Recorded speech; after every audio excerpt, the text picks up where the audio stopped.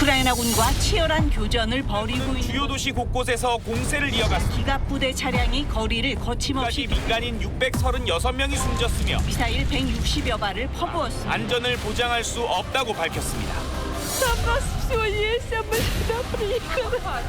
우크라이나 사태가 지역 기업들에도 영향을 미치고 있습니다. 코로나19로 인한 경제적 타격이 본격화되고 있는데요.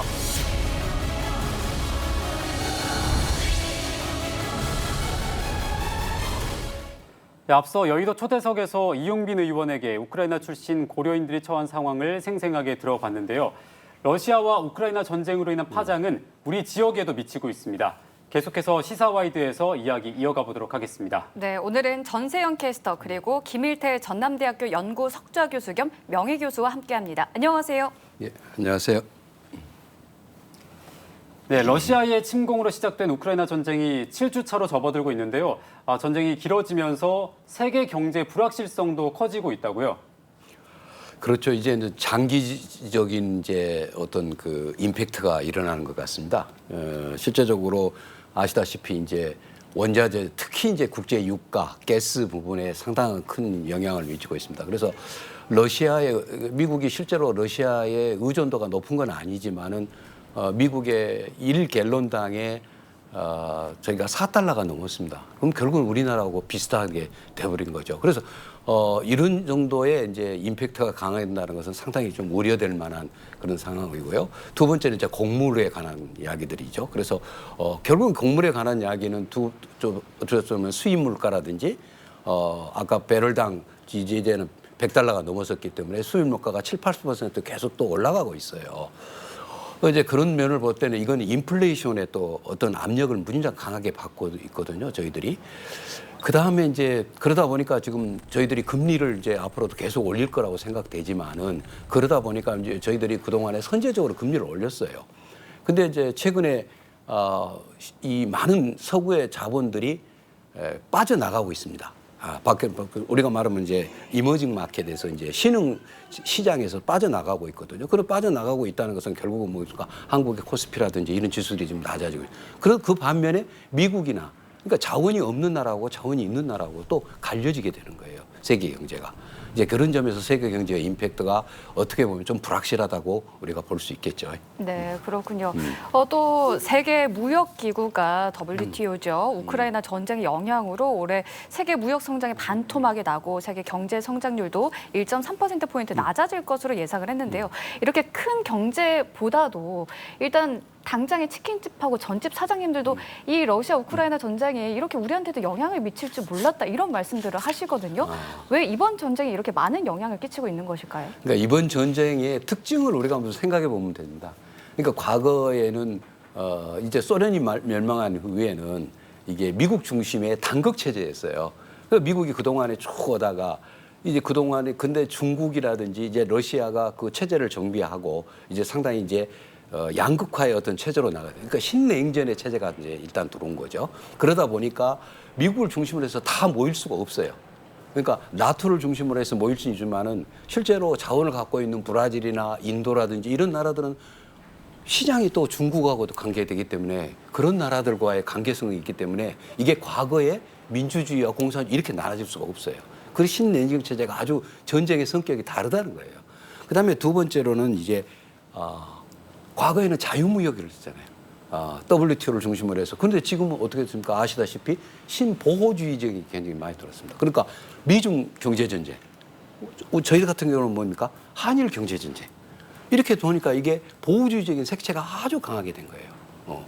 그 다음에 이제 또 세 번째로는 이 전쟁의 특징이 자원 보유국과 그러니까 러시아도 자원을 보유하는 가스라든지 이런 거죠. 그 다음에 또 우크라이나도 자원을 보유해요. 곡물이라든지. 그러니까 자원을 보유하고 있는 나라의 개념과 또 자원을 뭡니까 수입하는 나라의 개념과 이게 이제 다른 거죠. 그러다 보니까 전쟁의 성격이 과거의 중동전이라든지 이런 거하고는 아주 다르게 나타나고 있어요. 이제 그런 점들이 상당히 근본적인 원인이라고 생각됩니다. 네, 이 국가 간 전쟁이기 때문에 세계 경제는 당연히 영향을 미칠 거라는 예상을 했었는데 광주와 전남, 우리 지역 경제에도 영향이 좀 있습니까? 네, 사태 초반에는 러시아, 우크라이나와 직간접적으로 교역을 하는 광주와 전남 지역의 수출입 기업들이 피해가 컸고요. 전쟁이 계속되자 원자재 가격이 상승하고 공급망에 차질이 생기면서 이 시멘트 대란으로 레미콘 업계와 건설 현장에 타격이 컸습니다. 그런가 하면 농번기를 맞은 농민들은 비료 가격 폭등과 원자재 상승으로 어려움을 호소하고 있는데요. 우크라이나 전쟁이 광주와 전남 지역 경제에 미치고 있는 여파를 살펴봤습니다. 지난 2월 24일 러시아의 침공으로 시작된 우크라이나 전쟁은 지금까지 계속되고 있습니다. 전쟁으로 인한 금융 제재와 원자재 값 상승, 공급망 불안 등의 문제가 세계 경제에 큰 타격을 줬고 그 영향은 우리나라뿐 아니라 광주와 전남의 지역 경제에까지 미쳤는데요. 피해가 시작된 건 러시아나 우크라이나와 직간접적으로 교역을 해온 수출입 기업들이었습니다.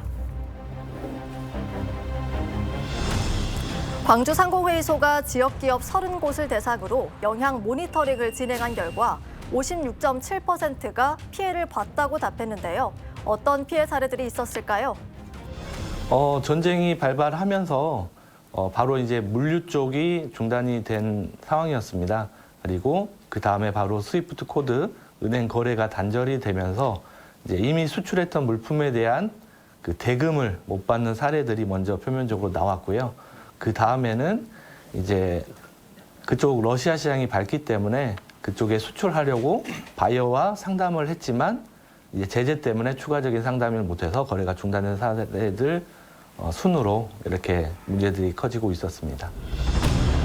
러시아와 우크라이나에 대한 수출입 비중이 높은 업체의 경우에는 앞으로 버틸 수 있는 기간이 5개월에서 6개월로 예상된다고 하는데요.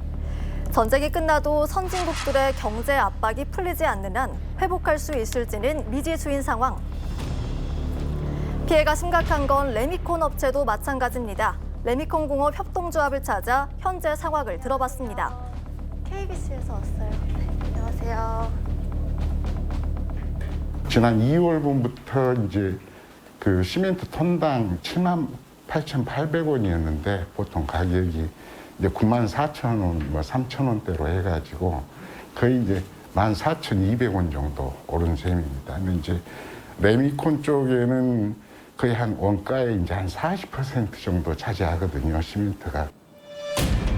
우크라이나 사태의 여파로 시멘트 원료인 유연탄 가격이 폭등하면서 최대 19%까지 가격이 올랐고 여기에 골재 가격과 경유비, 운반비까지 동시에 오르면서 레미콘 업계는 팔수록 손해가 나는 상황입니다.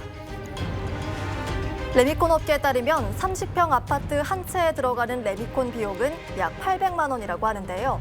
건설에 필요한 중요한 재료임에도 불구하고 마진은 3%도 채 되지 않는다고 호소합니다.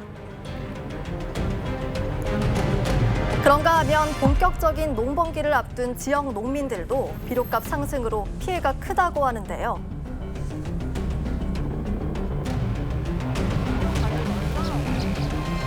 지금 가장 많이 오른 지금 농비에서 가장 많이 차지하고 있는 비료가 이겁니다. 근데 지금 이게 10,000원에서 지금 거의 3배 가까이 3만 원까지 거의 올랐거든요.